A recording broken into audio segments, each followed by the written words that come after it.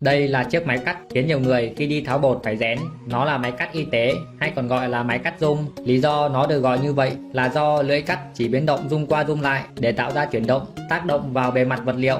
Độ rung của lưỡi cắt rất nhỏ, khi người dùng vặn chặt lưỡi thì gần như sẽ không thấy sự di chuyển. Nó có thể cắt các bề mặt cứng như nhựa hay gỗ. Tuy nhiên với các bề mặt mềm như da thì lưỡi dao và da sẽ chuyển động cùng nhau nên sẽ không ảnh hưởng gì. Chính vì vậy nó còn được dùng để cắt bột thạch cao. Với những ai đi tháo bột mà không biết thì chắc chắn sẽ khá rén với cái máy này.